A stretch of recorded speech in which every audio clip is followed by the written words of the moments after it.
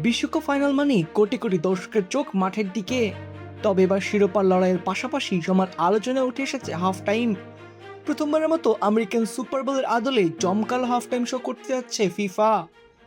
আর সে আয়োজনের জন্য ফুটবলের প্রচলিত 15 মিনিটের বিরতি বাড়িয়ে প্রায় 30 মিনিট করার প্রস্তুতি নেওয়ায় শুরু হয়েছে তুমুল বিতর্ক।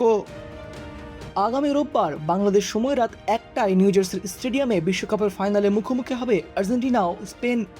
ইংলিশ সংবাদ মাধ্যম মিরর ফুটবলের তথ্য অনুযায়ী এই ম্যাচের হাফ টাইম প্রায় আধা ঘন্টা দীর্ঘ হতে পারে। ফুটবলের আনুষ্ঠানিক নিয়মে বিরতির সময় 15 মিনিট হলেও বিশেষ আয়োজনের কারণে সে নিয়ম থেকে সরে আসছে ফিফা। হাফ টাইম শোকে স্মরণীয় করে তুলতে থাকছে বিশ্বের জনপ্রিয় সব সঙ্গীত তারকার উপস্থিতি। সম্ভাব্য পারফরম্যান্সের তালিকা রয়েছেন Madonna, Justin Bieber, Shakira, BTS, Burna Boy এবং গুস্তাভো দুদামেল। তাদের সঙ্গে কোল্ডপ্লের ফিচারিংয়ে পরিবেশনা করবে PS22 কোরাস। শুধু বিরতির অনুষ্ঠানই নয়, ম্যাচ শুরুর আগেও থাকছে বর্ণাঢ্য আয়োজন। স্থানীয় সময় দুপুর 3টায় খেলা শুরু হওয়ার প্রায় 90 মিনিট আগে শুরু হবে জমকালো উদ্বোধনী পরিবেশনা। সেখানে অংশ নেওয়ার কথা রয়েছে গায়ক রবি উইলিয়ামস, অভিনেতা টম ক্রুজ এবং গায়িকা নিকোল শেরজিঙ্গারের।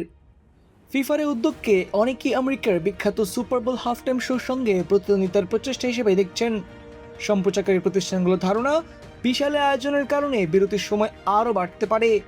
এমনটি হলে এটি হবে ফুটবল ইতিহাসের দীর্ঘতম বিশ্বকাপ ফাইনাল। এবারের বিশ্বকাপে প্রতি অর্ধে 3 মিনিটের হাইড্রেশন ব্রেকও রাখা হয়েছে। শান্তি ক্লিক ফ্যান, প্রশান্তির হাওয়া ছড়িয়ে যাবে সবখানে। তবে সমালোচকদের একাংশের অভিযোগ, খেলোয়াড়দের পানির সুযোগের পাশাপাশি সম্প্রচারকারীদের জন্য বাড়তি বিজ্ঞাপন দেখানোর সুযোগ তৈরি করতেই এই বিরতির ব্যবস্থা করা হয়েছে।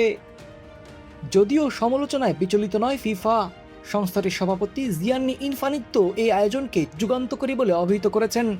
তার মতে, ফুটবল, সঙ্গীত এবং মানুষের অভিন্ন মূল্যবোধকে এক মঞ্চে তুলে ধরবে এই আয়োজন। ফাইনালের শেষ বাঁশি বাজার পরও এর স্মৃতি দীর্ঘদিন দর্শকদের মনে গেঁথে থাকবে বলেই বিশ্বাস তার। ফিফার এই সিদ্ধান্তের পক্ষে জোরালো অবস্থান নিয়েছেন ইভেন্ট ম্যানেজমেন্ট প্রতিষ্ঠান আইডেন্টিটির প্রধান নির্বাহী কর্মকর্তা মাইকেল গির্জেন।